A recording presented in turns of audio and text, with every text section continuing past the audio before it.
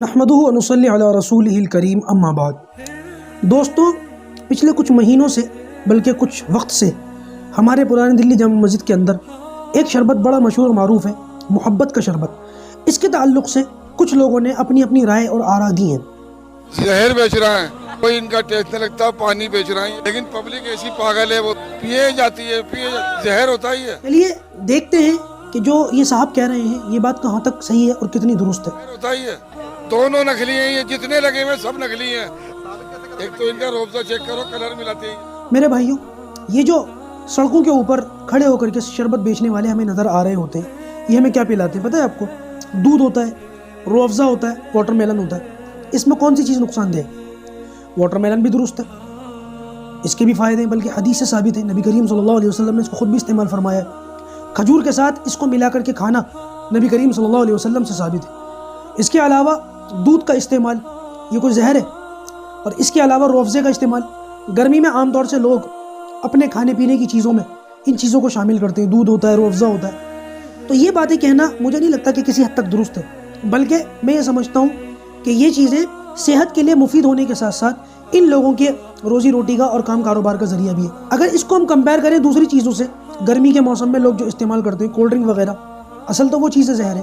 کیا کیلشیم، کیا پروٹین، کیا وٹامن، کچھ بھی نہیں ہے، وہ چیزیں زہر ہوتی ہیں۔ اربوں روپے کا بزنس ان چیزوں کے اوپر ہو رہا ہے، لوگ گرمی کے اندر اس کو ٹھنڈا مشروب سمجھ کے پیتے ہیں، لیکن ان چیزوں کا انسانی صحت کے لیے کوئی فائدہ نہیں ہے، بلکہ ایک لمٹ سے زیادہ استعمال کریں تو پھر وہ نقصان پہنچانا شروع کر دیتا ہے۔ لیور، کڈنی اور دوسری کئی چیزیں وہ خراب ہونے کا ڈر ہے، خوف ہے، جبکہ یہ جو چیزیں ہیں ان کے استعمال سے انسان کی صحت پر کوئی خاص اثر نہیں پڑتا۔ ہاں البتہ یہ جو شخص ہیں جو اس طریقے سے اپنا سودا بیچ رہے ہیں اور عجیب و غریب قسم کی آوازیں نکالنا، عجیب و غریب قسم کے الفاظ نکالنا، عجیب و غریب قسم کے جو ہے وہ فیس ایکسپریشن دینا، اول جلول حرکتیں کرنا، یہ غیر اخلاقی ہے۔ السلام علیکم، بسم اللہ، ٹپا ٹپ ٹپا ٹپ، چل پڑے ٹپا ٹپ، اور پیار و مزہ پھینکے تو آئی لو یو، بسم اللہ۔ بلکہ میں یہ سمجھتا ہوں کہ ان کو یہ طریقہ فوراً ترک کر دینا چاہیے، یہ کہیں نہ کہیں بے حیائی کا سمبل ہے جو الفاظ انہوں نے استعمال کیے۔ میں اس بھائی سے سوال کرتا ہوں کہ اگر آپ کی دکان پر آپ کی اپنی والدہ آ جائے، آپ کی اپنی بہن آ جائے، آپ کے اپنے والد آ جائیں، کیا آپ ان کے ساتھ بھی یہی ٹپاٹپ یا اس قسم کے جو الفاظ ہیں اور اس قسم کی جو حرکتیں آپ کر رہے ہیں ان کے سامنے کریں گے، ان کے ساتھ کریں گے؟ یقیناً آپ نہیں کریں گے، کیونکہ آپ ان کو غلط سمجھیں گے۔ تو جب یہ غلط اپنے لیے ہیں تو اوروں کے لیے بھی ہے۔ بہرحال یہ ایک چھوٹا سا سوال تھا جو ہمارے کسی بھائی نے مجھ سے کیا تھا اور یہ ویڈیو مجھے شیئر کیا تھا، تو ضروری تھا کہ اس کے اوپر وضاحت کے ساتھ درمیانی درجے کا ایک ویڈیو بنا دیا جائے تاکہ پوری حقیقت کا پتہ چل جائے۔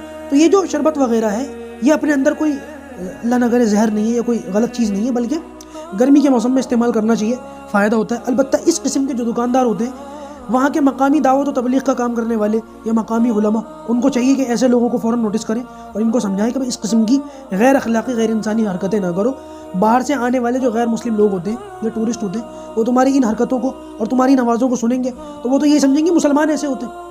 آج کے اس دور میں جب مسلمانوں کا نام بدنام کیا جا رہا ہے، ضرورت اس بات کی ہے کہ اپنا سودا اس طرح سے بیچیں کہ سودا خریدنے کے ساتھ ساتھ ہمارے کردار کا اثر غیر مسلموں کے دلوں کے اندر اتر جائے۔ اللہ پاک ہمیں کہنے سننے سے زیادہ عمل کی توفیق عطا فرمائے۔